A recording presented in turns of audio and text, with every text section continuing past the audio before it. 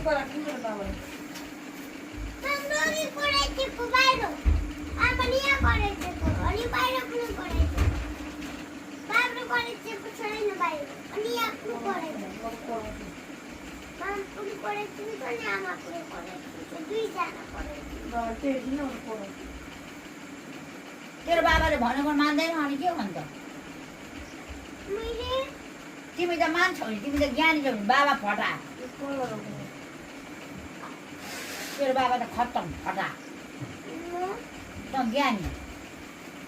त पनि फटा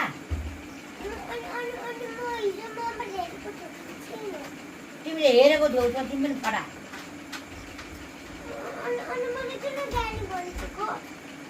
ए उसमा तिमी पनि फटा हो ए बाबा पनि फटा त गइहाल है त गइहाल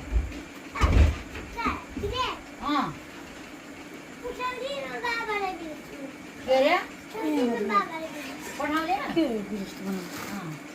किन बस्नु पर्यो जा विदेश जा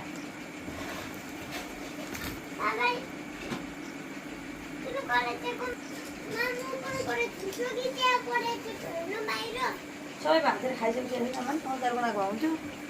चटनीहरू जति बेला पनि उयो गरेको छ जति बेला पनि सक्सक गरेको छ दुईजना जाऊ बाबा छोरा मामुलाई नपठाऊ